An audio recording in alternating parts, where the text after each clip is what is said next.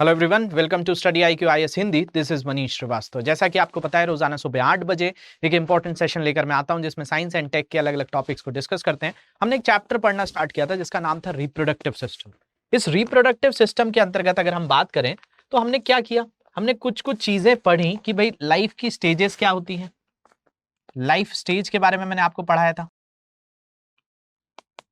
मतलब जो हमारा जीवन काल है उसमें अलग अलग घटनाएं होती हैं। जन्म से मृत्यु के बीच में एक चीज आती है जिसको कहा जाता है रिप्रोडक्शन। तो ये भी एक चरण है जिंदगी का, वो मैंने आपको बताया था सभी जीवों के अंतर्गत होता है। इसके अलावा जो रिप्रोडक्शन होता है वो भी दो प्रकार का होता है, एक लैंगिक होता है, एक अलैंगिक होता है। इस पर भी हमने बहुत बात की थी। इसके बाद जो है हमने प्लांट्स के अंदर भी बहुत सारी चीजें डिस्कस कर ली थी। आज हम ह्यूमंस के अंतर्गत क्या होता है इसको भी समझेंगे और भी कुछ बेसिक चीजें आपको पहले से पता होनी चाहिए, उन पर भी आज का डिस्कशन होगा। तो शुरू करेंगे हमारा सेशन। पहले पिछले क्लास के कुछ क्वेश्चंस को सॉल्व कर लेते हैं, फिर आगे प्रोसीड करते हैं। पहला क्वेश्चन दिया था मैंने, flowers with both androecium and gynoeciums are called. पुमंग और जायंग। देखिए ये दो चीजें होती हैं। पुमंग का मतलब आपका जो एक नर लैंगिक अंग होता है जो पुष्प के अंतर्गत, और ये जो है मादा अंग होता है। ये दोनों वाले पुष्प क्या कहलाते हैं, मतलब दोनों ही चीजें उसके अंतर्गत है। एंड्रोशियम भी है और जिम्नोशियम भी है, मतलब फीमेल रिप्रोडक्टिव ऑर्गन भी है, मेल रिप्रोडक्टिव पार्ट भी है। ये दोनों ही किसी एक पुष्प के अंतर्गत मिल जाते हैं। जैसे मैंने पिस्टिल स्टेमन की बात करी थी, तो उनको क्या कहा जाता है, उन्हें यूनिसेक्सुअल फ्लावर कहते हैं। तो नहीं, यूनिसेक्सुअल में तो सिर्फ एक ही होगा, या तो एंड्रोमेशियम या तो जिम्नोमेशियम। तो एक लिंगी फूल में या तो पुमंग होगा या जायंग होगा, दोनों नहीं होंगे। पुंकेसर स्टेमेंस तो आपका बेसिकली क्या होता है, स्टेमेंस तो एक बेसिकली रिप्रोडक्टिव पार्ट का हिस्सा है, लेकिन वो कोई फ्लावर को नहीं बोल सकते। एंथर भी उसी का ऊपरी हिस्सा होता है। यहाँ पे आंसर क्या हो जाएगा आपका, बाइसेक्सुअल फ्लावर्स, उभय लिंगी फूल जिसके अंदर पुमंग भी है और जायंग भी है, उसमें एंड्रोशियम भी है और जिम्नोशियम भी है, मतलब दोनों ही चीजें उसके अंतर्गत देखने मिलती हैं, तो उसको कहा जाता है बाइसेक्सुअल फ्लावर। इसके बाद अगला क्वेश्चन पढ़ते हैं। अगला क्वेश्चन है कि the transfer of pollen from anther to stigma is called. अब देखिए, पराग कोश से वर्तिकाग्र पर पराग कणों का स्थानांतरण क्या कहलाता है, क्या वो निषेचन कहलाता है? तो नहीं। निषेचन का तो मतलब क्या हुआ कि भाई वो आपका पराग का जो कण है वो जाकर उसके अंडाशय में जाकर क्या हो जाए, वहां पे युग्मज बनाना चालू कर दे, तो वो फर्टिलाइजेशन होता है। दत्तक ग्रहण, एडॉप्शन भी नहीं होता। इसके अलावा डिफ्यूजन, प्रसारण भी नहीं होता है। ये क्या होता है, इसी चीज को कहा जाता है पॉलिनेशन या परागण कहा जाता है। इसी को परागण कहते हैं। एक स्वपरागण होता है, एक पर परागण होता है, सेल्फ पॉलिनेशन और क्रॉस पॉलिनेशन, इनको हम डिस्कस कर चुके हैं। अगला क्वेश्चन था the fusion of female reproductive nucleus with the male reproductive nucleus is known as. मादा जनन केंद्रक का नर जनन केंद्रक से संलयन, यहाँ पे डिफ्यूजन बताना है, उस चीज को क्या कहते हैं, तो उसी चीज को कहा जाता है फर्टिलाइजेशन, निषेचन कहा जाता है। एडॉप्शन नहीं हो सकता, एक्सक्रीशन नहीं हो सकता, पुनर्जनन रीजनरेशन भी नहीं हो सकता। ये तो सारे क्या हैं, एसेक्सुअल रिप्रोडक्शन के पार्ट हैं। एसेक्सुअल रिप्रोडक्शन जो हमने पढ़ा था, जिसको क्या कहा जाता है, अलैंगिक प्रजनन कहा जाता है, उसके अंतर्गत आ जाता है। तो बेसिकली ये उसका हिस्सा नहीं है। अब देखिए, ये सारी चीजें तो हमने डिस्कस कर ली हैं। इसके अलावा कोई भी डाउट्स आएंगे इन सोशल मीडिया हैंडल पे मुझसे जुड़ जाइए। लेक्चर की PDF यहां से आप डाउनलोड कर लीजिए। अब देखिए हमने क्या क्या पढ़ा, हमने बहुत सारी स्टेजेस पढ़ी, vegetation phase, juvenile phase, maturing phase और सेंसेंस फेज और डेथ के बारे में। ये मैं आपको सारी चीजें पढ़ा चुका हूँ, पुराने लेक्चर्स को जरूर देख लीजिए। पूरी डेफिनेशंस बताइए मैंने कौन कौन से जो है अलैंगिक प्रजनन होते हैं। फिर पुष्प के अंतर्गत जो अभी आज के क्वेश्चंस भी थे, पॉलिनेशन क्या होता है, ये सारी चीजें मैंने आपको बताई थी। निषेचन के बारे में बताया था, परागण के भी प्रकार बताए थे, स्वपरागण क्या होता है, पर परागण क्या होता है। इसके अलावा परागण की विधियों के बारे में भी हमने बहुत अच्छे से डिटेल में पढ़ा था। इसके अलावा निषेचन के पश्चात पुष्प में होने वाले परिवर्तन क्या थे, इनको भी बहुत डिटेल में मैंने आपको बताया था। कैसे फल बनता है इसके बारे में डिस्कस किया था। ये आपका निषेचन जो जाइगोट बनता है, युग्मनज, उसके बारे में बात की थी। निषेचन को बहुत अच्छे से मैंने आपको डिस्कस कर दिया था। ओवरी कैसे फ्रूट बनती है, अंडाशय से कैसे फल बनता है, ये भी डिस्कस हुआ था हमारा। और एक सीड डिस्पर्सल भी, कि बीज कई जो है जीव लेकर दूसरी जगह जाते हैं, जैसे गिलहरी, पक्षी, इनकी बात की थी। तो देखा जाए तो हमने क्या कहां तक बात कर ली थी कि भाई पुष्प के अंतर्गत क्या होता है। अब देखिए हमें पढ़ना है ह्यूमंस के बारे में, क्योंकि ह्यूमंस के बारे में आपको बहुत सारी चीजें पूछी जाती हैं डिटेल में। तो उससे पहले कुछ चीजें हमें पहले से क्लियर होनी चाहिए। हमने बेसिक चीजें कुछ क्लियर करी हैं, लेकिन और भी चीजें हमें पता होनी चाहिए। तो हम यहां से बात करना चालू करते हैं। ये हो गया आपका एसेक्सुअल रिप्रोडक्शन। अब देखिए, जैसा हमने पुष्प के अंतर्गत पढ़ा वैसा हम मानव के अंदर भी पढ़ेंगे। तो ह्यूमंस को पढ़ने से पहले आपको इस चीज के बारे में अच्छे से डिफरेंस पता होना चाहिए कि भाई सेक्सुअल और असेक्सुअल में अंतर क्या हो जाता है। तो देखिए, शुरू में ही समझा रहा हूं मैं, अलैंगिक का मतलब है केवल एक जनक शामिल होता है। मतलब यहां पर कोई दो जनक नहीं हो रहे हैं, मतलब ना मेल आ रहा है ना फीमेल आ रहा है, एक सिंगल से अगर जन्म हो जाए तो उस चीज को अलैंगिक प्रजनन कहा जाता है। पौधों में तो आपने देख लिया कि भाई कायदिक प्रवर्धन है, वेजिटेटिव प्रोपोगेशन है, मुकुलन है, बडिंग हो रही है वहां पे, और भी बहुत सारे रीजनरेटिव मेथड है आपका, जो है बाइनरी फिजन हो रहा है जैसे अमीबा में देखा था। लेकिन अब यहां पर हम बात कर रहे हैं तो ये अलैंगिक जनन जब जंतुओं में भी बात करेंगे तो भाई एक ही जंतु जो है एक ही पार्ट से उसका डेवलपमेंट हो जाए तो वहां पर एक जनक शामिल होता है। जब लैंगिक जनक की बात करते हैं तो यहाँ पे दो जनक शामिल होते हैं। लैंगिक ह्यूमंस बहुत अच्छे एग्जाम्पल है। तो कोई भी मानव का जन्म हुआ है तो उसमें उसके माता और पिता दोनों का रोल होता है। अब यहाँ पर क्या बनते हैं, युग्मक बनते हैं। यहाँ पर युग्मक बनना जरूरी होता है। यहाँ पे फर्टिलाइजेशन होता है निषेचन होने में, यहाँ पर युग्मक नहीं बनते हैं। अब युग्मक बनने का मतलब क्या है, जैसे कि मेल और फीमेल की बात करें तो भाई मेल और फीमेल, अगर ह्यूमंस को आगे हम डिस्कस भी करेंगे कि भाई मेल से स्पर्म आया और फीमेल से ओवम आए। अब ये दोनों जब मिल गए तो इसके बाद युग्मक बना। यहां पर दो लोग हैं ही नहीं तो युग्मक कैसे बनेगा, तो यहां युग्मक नहीं बनेगा, निषेचन नहीं होता है। अब यहाँ पे फर्टिलाइजेशन तो होगा, यहाँ पे थोड़ी होगा, और युग्मनज का निर्माण नहीं होता। निषेचन और युग्मनज निर्माण प्रायः होता है, मतलब यहाँ पे फर्टिलाइजेशन भी होगा, इसके अलावा जाइगोट का फॉर्मेशन भी होगा, दोनों चीजें होंगी। और युग्मक निर्माण के दौरान अर्धसूत्री विभाजन होता है। अर्धसूत्री विभाजन और समसूत्री विभाजन, देखिए दो तरह की चीजें होती हैं। अर्धसूत्री विभाजन को ही हम क्या कहते हैं, हम उसको कहते हैं मियोसिस, और जहां पर समसूत्री विभाजन कहा जाता है उस चीज को कहा जाता है माइटोसिस। और माइटोसिस में क्या होता है, आपको कॉपीज बनती है। यहां पर इस जनन के दौरान किसी भी अवस्था में अर्धसूत्री विभाजन नहीं होता, तो यहाँ पर समसूत्री विभाजन जैसी घटनाएं होती हैं, और यहाँ पर जो है अर्धसूत्री विभाजन होता है, मियोसिस होता है इसके अंदर। तो आगे हम ह्यूमंस को भी जब एग्जाम्पल में लेंगे तो बात करेंगे। अब देखिए, सेक्सुअल रिप्रोडक्शन की बात करें, जिसको लैंगिक प्रजनन की बात करें या लैंगिक जनन की बात करें, तो यहाँ पे क्या हो रहा है, जैसे फीमेल्स के अंदर से एग आता है जिसमें 23 क्रोमोसोम्स, मेल के अंदर से स्पर्म आता है इसमें 23 क्रोमोसोम्स, गुणसूत्र आते हैं। अब होते सबके पास क्या है, 46 हैं, लेकिन यहाँ आ कितने रहे हैं, 23 आ रहे हैं। तो अभी जहां हमने बात करी अर्धसूत्री विभाजन, मतलब यहां से जो भी भाग आता है वो 23 आता है, और उसके बाद यहाँ पे निषेचन होगा, और निषेचन के बाद आपका जाइगोट युग्मनज का बनना और एम्ब्रियो भ्रूण बन जाता है, और इसके अंदर 46 क्रोमोसोम्स गुणसूत्र होते हैं, 23 पेयर होते हैं। ह्यूमंस के अंदर भी पढ़ेंगे।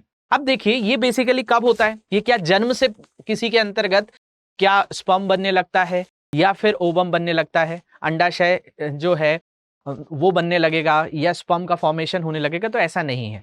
कुछ ऐसी चीजें होती हैं जिनको हम कैरेक्टरिस्टिक्स कहते हैं, कुछ हमारी विशेषताएं होती हैं समय के साथ साथ। जब बच्चे का जन्म होता है तो उसके अंदर प्राथमिक जो है कुछ जननांग होते हैं, मतलब कुछ प्राइमरी सेक्स ऑर्गन्स होते हैं, जैसे मेल के अंदर टेस्टिस होगा, फीमेल के अंदर जो है ओवा होगा, ये होते हैं, लेकिन ये काम नहीं कर रहे होते, मतलब ओवम नहीं बन रहा होता है, एग्स का फॉर्मेशन वहां पे वैसा नहीं हो रहा होता है, स्पर्म का फॉर्मेशन मेल्स में नहीं हो रहा होता है। तो ये दो तरह की चीजें होती हैं सबके जीवन में। जन्म के साथ सेक्सुअल कैरेक्टरिस्टिक्स नहीं आती है, मतलब आपके जो एक तरीके से लैंगिक विशेषताएं हैं वो उभर कर नहीं आती हैं। तो भाई primary sexual characteristics are those characteristics which are inborn, while secondary sexual characteristics are those which emerged at puberty. अब देखिए, ये एक बहुत ही महत्वपूर्ण जगह है जिसको कहा जाता है यौवन का आरंभ होना,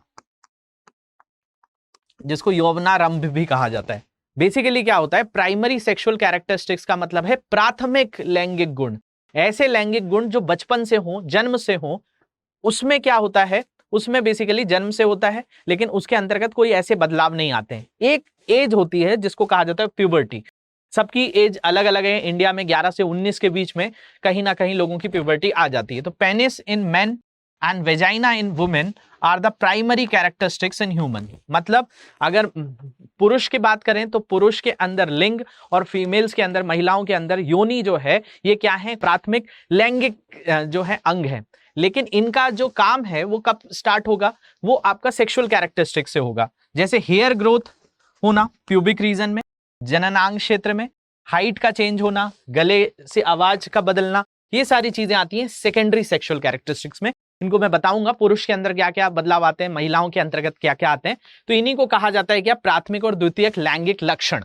तो ये क्या होते हैं, प्राथमिक लैंगिक विशेषताएं वे विशेषताएं होती हैं जो जन्मजात होती हैं, जबकि द्वितीयक लैंगिक विशेषताएं वे होती हैं जो युवा अवस्था में उभरती हैं। उस युवा अवस्था को यौवन आरंभ या इंग्लिश में उसी को क्या कह देते हैं, प्यूबर्टी कह देते हैं।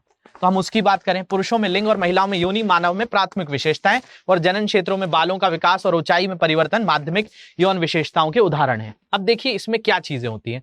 तो भाई अगर आपसे कोई पूछे, ये चीजें तो होती हैं, हमारे प्राइमरी सेक्सुअल कैरेक्टरिस्टिक्स भी आती हैं, सेकेंडरी सेक्सुअल कैरेक्टरिस्टिक्स भी आती हैं, लेकिन ये कहाँ होती हैं?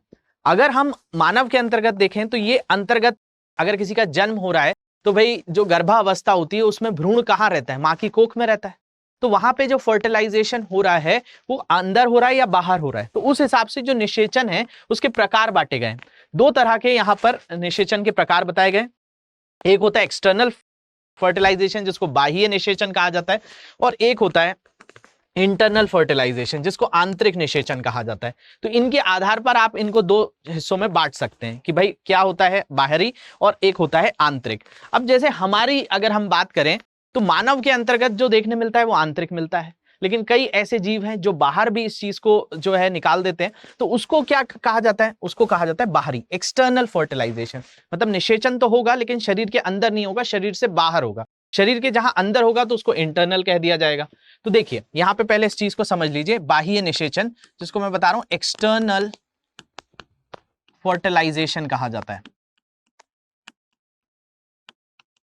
जब नर का शुक्राणु मादा के अंडाणु को मादा के शरीर के बाहर निषेचित करता है तो इसे बाह्य निषेचन कहा जाता है। उदाहरण के लिए मेंढक में, उभयचर जीव में और अरुकेशुकी मछलियों में। ये सारे जितने भी जीव लिखे हुए हैं, चाहे हम फ्रॉग की बात कर लें, चाहे एम्फीबियंस की बात कर लें, या फिर हम फिशेस की बात कर लें, इनके अंदर क्या होता है, एक्सटर्नल फर्टिलाइजेशन है। इनके गर्भ के अंतर्गत कोई भी तरह का निषेचन, भ्रूण होना, गर्भावस्था इनके अंतर्गत नहीं होती। लेकिन मानव की बात करें तो वहां पे होता है आंतरिक निषेचन। जब नर का शुक्राणु मादा के अंडाणु को मादा के शरीर के भीतर पहुंचकर निषेचित करता है तो इसे आंतरिक निषेचन कहा जाता है। उदाहरण के लिए मनुष्य के अंतर्गत, कई पशुओं के अंदर, कुत्ते के अंदर, मकड़ी के अंदर, ये सारे आंतरिक निषेचन के उदाहरण हैं। अब ये आंतरिक निषेचन होगा कब, या आपका किसी भी तरीके से हमने बोला आंतरिक निषेचन या फिर आपका बाह्य निषेचन, इसके लिए एक एज पहुंचनी पड़ती है, जन्म से नहीं होता है। जन्म के कुछ अवस्था के बाद मानव के अंतर्गत तो ये होता है जिसको यौवनारंभ या प्यूबर्टी कहा जाता है, जो मैं अभी आपको बता रहा था। तो ये कब होता है, तो जन्म के पश्चात शारीरिक वृद्धि और विकास की प्रक्रिया, मानव में विभिन्न शारीरिक, फिजिकल और मनोवैज्ञानिक परिवर्तन आते हैं। मतलब हमारे अंदर साइकोलॉजिकल चेंजेस भी आते हैं और फिजिकल चेंजेस भी आते हैं, जैसे समय के साथ बढ़ते रहते हैं। तो जब हम 12-13 साल की उम्र के बाद की बात करें तो ये जो एज है 11 से 19, इसके अंतर्गत सबको कहीं ना कहीं किसी ना किसी एज में यौवनारंभ हो जाता है, मतलब प्यूबर्टी हिट कर जाता है। उसके बाद बच्चों के अंतर्गत कई तरह की कैरेक्टरिस्टिक बदलने लगती हैं, जो बचपन में वो जैसा सोचते हैं, क्योंकि हार्मोनल चेंजेस भी इनके अंतर्गत आते हैं। जैसे मेल्स के अंदर टेस्टोस्टेरोन का जो स्त्राव है वो बढ़ जाता है, फीमेल्स के अंदर प्रोजेस्टेरोन जो होता है वो चेंज होने लगता है। तो कई तरह के फिजिकल और मनोवैज्ञानिक चेंजेस, मतलब साइकोलॉजिकल चेंजेस आते हैं। बचपन की अगर हम बात करें, चाइल्डहुड और वयस्कता, अडल्टहुड के मध्य की अवस्था जो होती है इसको किशोर अवस्था कहा जाता है, एडोलसेंट कहलाती है, और इसी आयु वर्ग के किशोर एडोसेंट कहलाते हैं। तो ये एक ऐसी अवस्था है जहां पर यौवनारंभ चालू होता है। इसमें मैं आपको बताऊंगा कौन कौन सी कैरेक्टरिस्टिक्स मेल के अंदर होती है, फीमेल्स के अंदर होती है। तो इस अवस्था में शारीरिक वृद्धि की दर तीव्र होती है और लड़के और लड़कियों में प्रजनन चरण जो है प्रारंभ हो जाता है। मतलब ये वो फेज है जब रिप्रोडक्टिवली जो है या आप सेक्सुअली एक्टिव हो जाते हैं मेल और फीमेल्स। बचपन से वो कैरेक्टरिस्टिक्स नहीं होती हैं। इसके अलावा यौवनारंभ किशोरों की वो अवस्था है जब वे प्रजनन हेतु शारीरिक रूप से परिपक्व हो जाते हैं, मैच्योर हो जाते हैं। और भारत में यौवनारंभ की औसत आयु लड़कों में 12 से 16 वर्ष मिलती है, जबकि लड़कियों में 10 से 12 वर्ष में हो जाती है। तो कुछ कुछ चेंजेस आते हैं जब वो इस एज को हिट करते हैं। तो यहां पर जो है बेसिकली ये हमारे लिए बहुत इंपॉर्टेंट चीज हो जाती है, क्योंकि हम इंडिया जैसी कंट्री में रहते हैं। तो इन कंट्री में ऐसे हमारे यहाँ सेक्स एजुकेशन बहुत ज्यादा कम है, तो कई बार जो ये परिवर्तन आते हैं उनसे बच्चे कई बार डर जाते हैं कि भाई ये हमें सही भी हो रहा है या नहीं हो रहा है, क्योंकि उनको कोई गाइड करने वाला नहीं होता है। तो बेसिकली ये जो चीज है ये बहुत इंपॉर्टेंट है इंडियन पर्सपेक्टिव पॉइंट से, कि आगे चलकर उनको किस तरीके से रहना है, क्या चेंजेस उनके अंदर हो रहे हैं। ये अगर हमको पहले से पता रहेंगे, बच्चों को पहले से पता रहेंगे, तो उनके लिए आसान रहेगा उन परिवर्तनों के साथ आगे बढ़ना। इसके बाद अगर हम बात करें, यौवनारंभ की आयु प्राप्त करने के पश्चात किशोरों के शरीर में द्वितीयक लैंगिक लक्षण, जो सेकेंडरी सेक्सुअल कैरेक्टरिस्टिक्स होती है, क्योंकि फिजिक पैदा होते ही मेल के पास पेनिस है, फीमेल्स के पास वेजाइना है, बट बेसिकली जो सेकेंडरी सेक्सुअल कैरेक्टरिस्टिक्स होती है, मतलब हार्मोनल चेंजेस जो आना चालू होते हैं, वो यौवनारंभ की आयु में आते हैं। जो मैंने आपको बताया 11 से 19 में किसी को अगर डिले भी हो रहा है तो इतनी एज में आ जाता है। तो यौवनारंभ की आयु प्राप्त करने के पश्चात किशोरों के शरीर में द्वितीयक लैंगिक लक्षण, जिसको सेकेंडरी सेक्सुअल कैरेक्टरिस्टिक्स कहा जाता है, प्रकट होने लगते हैं। कुछ लक्षण स्त्री और पुरुष दोनों में एक समान होते हैं तथा कुछ कुछ अलग होते हैं। तो पहले एक समान वाली चीजें भी देख लेते हैं, फिर अलग अलग वाली भी देख लेते हैं। तो एक समान अगर हम बात करें कि भाई एक समान क्या चीजें आती हैं, तो लंबाई में वृद्धि, हाइट बढ़ती है इस एज में, पसीना जो है आना, काख, आर्मपिट, जो आर्म्स पिट होते हैं, हाथ के नीचे जो बाल होते हैं वो आना चालू हो जाते हैं, और जनन क्षेत्र जो प्यूबिक रीजन होता है वहां पर भी बाल उगने लगते हैं। वह तेलीय ग्रंथियों का सक्रिय होने लगता है, मतलब जो आपकी सिबिशियस ग्लैंड होती हैं, स्वेट ग्लैंड होती हैं, जिनसे पसीना तेल निकलता है, वो तेजी से होने लगता है। कई तरह के फेसेस पर चेंजेस आने लगते हैं, एक्ने, पिंपल्स, ये सारी चीजें इस एज में देखने मिलती है। इसके अलावा लड़कों में अगर हम बात करें, केवल मेल्स के अंदर क्या चेंजेस आते हैं, तो मार्शल शरीर, मतलब मस्कुलर बॉडी होना चालू होती है, उनके कंधे चौड़े होने लगते हैं, वाइड शोल्डर्स होने लगते हैं, आवाज भारी होने लगती है, टेस्टिस का विकास तथा वीर निर्माण प्रारंभ हो जाता है, मतलब स्पर्म का फॉर्मेशन यहां से चालू हो जाता है। इसके अलावा अगर हम फीमेल्स की बात करें, फीमेल्स को सेकेंडरी जो सेक्सुअल कैरेक्टरिस्टिक्स हैं वो क्या होते हैं, तो स्तन ग्रंथियां जो मेमिलरी ग्लैंड्स होती हैं उनका विकास होता है, कंधों और नितंबों का विकास हो जाता है, शोल्डर्स में चेंजेस आते हैं, विकसित अंडाशय मतलब ओवरी द्वारा अंडाणु ओवम का त्याग प्रारंभ हो जाता है, इसी को मेंस्ट्रुएशन साइकिल कहा जाता है, मासिक धर्म ये जो होता है ये फीमेल्स के अंदर चालू हो जाता है। तो ये एज जो होती है, इसके बाद ये चेंजेस किसी भी फीमेल्स और मेल्स के अंदर होते हैं। तो कोई भी अगर हम बात कर रहे हैं कि अगर यहां पर सेक्सुअल रिप्रोडक्शन हो रहा है, अगर स्पर्म का फॉर्मेशन हो रहा है, एग का फॉर्मेशन हो रहा है, जैसे जाइगोट बन रहा है या एम्ब्रो बन रहा है, तो भाई सेक्सुअल रिप्रोडक्शन में ये एज आना बहुत ज्यादा जरूरी है। अगर ये एज किसी ने अगर नहीं हुई है, मतलब अगर किसी का सेक्सुअल रिप्रोडक्शन, अगर हम यहां पे बात करें कि भाई लैंगिक प्रजनन कब होगा, तो आपसे कोई पूछे कोई बचपन से होगा तो नहीं होगा, क्योंकि वो सारी कैरेक्टरिस्टिक्स होने के लिए इन सारी चीजों का फॉर्मेशन होना जरूरी है। अगर हम एसेक्सुअल की बात करें, अलैंगिक की बात करें, तो यहां पर तो प्यूबर्टी की बात ही नहीं होगी, क्योंकि यहां पर तो सिंगल एक जीव है, एक पेरेंट है, उसी के अंदर से चीजें निकलकर नई चीज बन गई। तो यहां पर ये जो होते हैं ऐसे कई एसेक्सुअल रिप्रोडक्शन होते हैं जो इमोर्टल होते हैं। इमोर्टल का मतलब जैसे बैक्टीरिया का एग्जाम्पल ले लीजिए, जीवाणु का ले लिया, अब वो जीवाणु कभी मरेगा ही नहीं, जब मरने वाला होगा अपना विभाजन कर लेगा, फिर उससे एक नया निकल गया, तो वो इमोर्टल हो जाते हैं। लेकिन जो मानव के अंतर्गत देखा जाए तो प्यूबर्टी की एक स्टेज आती है। अब देखिए इसमें भी क्या होता है, इसको भी जैसे हम बाह्य निषेचन और एक्सटर्नल जो हमने फर्टिलाइजेशन की बात करी थी, इसके अंतर्गत भी दो चीजें पूछी जाती हैं। एक होता है, एक शब्द इस्तेमाल किया जाता है ओविपेरस एनिमल्स, और एक होता है विविपेरस एनिमल्स। इनको जरायुज जंतु कहा जाता है, जिनका जो अंडाशय होता है उसके अंदर ही विकास होता है, मतलब गर्भ के अंदर ही होता है। अगर हम मानव की बात करें, हम कुत्ते की बात करें, गाय की बात करें, इनके जो भी मतलब इनकी जो ऑफस्प्रिंग्स होते हैं, इनके जो बच्चे होते हैं, वो गर्भ में गेस्टेशन जो एक पीरियड होता है, गर्भावस्था होती है, उसके अंतर्गत होते हैं। लेकिन ये ओविपेरस की बात करें तो ये जो है अंडायुग होते हैं, जैसे इनके अंडे निकलते हैं, क्रोकोडाइल, ऑस्ट्रिच, ये अंडे देते हैं और उससे उनके बच्चों का विकास होता है।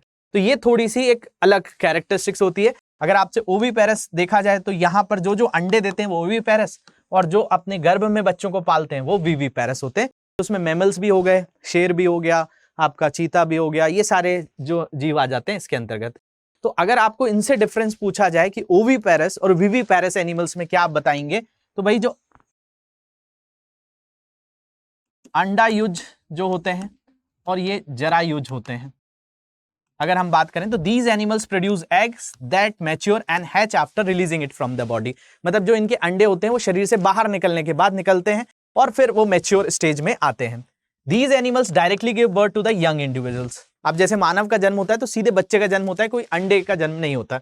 दीज एनिमल्स ले फर्टिलाइज और unfertilize egg give birth to new individuals. ये एग फर्टिलाइज्ड निषेचित या अनिषेचित अंडों का जन्म करते हैं, लेकिन ये जो है सीधे बच्चों का जन्म करते हैं। The zygote is develop outside the female body. अब यहां पे क्या हो गया, यहां हो गया बाह्य निषेचन, ये जो है बाह्य निषेचन का उदाहरण हो गया, और यहां पर जो है ये आंतरिक निषेचन हो गया। इसके अलावा the embryo gets all the nutrition from the yolk. अब ये जो इसको जो न्यूट्रिशन पोषण मिलता है वो कहां से मिलता है, जैसे अंडे के अंदर आपने एक पीला रंग का भाग देखा होगा यॉल्क, उससे मिलता है। लेकिन यहां पर एम्ब्रो all the nutrition from the mother. अब जैसे कि हम जब छोटे होते हैं तो हमें गर्भ के अंदर प्लेसेंटा से सारी चीजें मिलती हैं जिससे हम जुड़े रहते हैं। इसके अलावा the chances of survival of the eggs are less. यहां पे अगर हम बाह्य निषेचन की बात करें तो यहां पर सर्वाइवल जो होता है कि भाई ये जीव क्या आगे चलकर जीवित अच्छे से रह सकते हैं, तो इनके चांसेस कम है। The chances of survival of young ones are more. यहां पर जो विविपैरस एनिमल्स होते हैं उनके अंदर जो चांसेस ऑफ लाइफ होता है वो ज्यादा होता है। इसके अलावा एग्जाम्पल क्या हो गए, तो रेंगने वाले जीव हो गए, reptiles, insect, most fish, amphibians, उभयचर, और यहां पर क्या होते हैं, स्तनधारी होते हैं जिनको मैमल्स कहा जाता है। तो ये जो है कुछ बेसिक चीजें आपको पता होनी चाहिए, इसलिए मैंने ये चीजें आपको आज की क्लास में पढ़ाई हैं। अब आज के क्वेश्चंस देख लेते हैं। पहला क्वेश्चन है, this hormone is responsible for secondary sexual characteristics in male. ये हार्मोन पुरुषों में द्वितीयक लैंगिक विशेषताओं के लिए जिम्मेदार है। Testosterone, progesterone, estrogen, melatonin. इनमें आपको बताना है, बहुत सिंपल सा क्वेश्चन है, क्लास में डिस्कस किया हुआ है ये आज की। इसके बाद reproductive organs attain maturity during. एक काल के दौरान प्रजनन अंग परिपक्वता प्राप्त करते हैं। मेंस्ट्रुएशन, गेस्टेशन, एडोसलेंस, या फिर आपका इनमें से कोई नहीं। मासिक धर्म, गर्भावधि, किशोरावस्था की अवधि, या इनमें से कोई नहीं। The period of dash is known as the adolescence. इस अवधि को किशोरावस्था के रूप में जाना जाता है। तो ये कौन सी अवस्था है ये आपको बताना है। 11 to 19, 5 to 11, 30 to 40, 20 to 28। तो ये आप बहुत आसानी से बता देंगे। इसके अलावा कोई डाउट्स आते हैं इन सोशल मीडिया हैंडल पे मुझसे जुड़ जाइए। लेक्चर की पीडीएफ यहाँ से जरूर डाउनलोड कर लें। और भी कोई तरह के डाउट्स हैं टेलीग्राम पे भी पूछ सकते हैं, कमेंट सेक्शन में भी लिख सकते हैं। जैसे भी कोई भी तरह का आपको छोटा सा भी डाउट आ रहा है, कोई आपको लगता है ये क्वेश्चन आया हुआ है, तो उसको जरूर पुट कर दीजिएगा, मैं उसके आंसर्स आपको जरूर बताऊंगा। Thank you very much for watching this. Have a great day. Hindi में यूपीएससी की तैयारी से संबंधित प्रोग्राम्स को देखने के लिए सब्सक्राइब करें स्टडी IQ IAS हिंदी।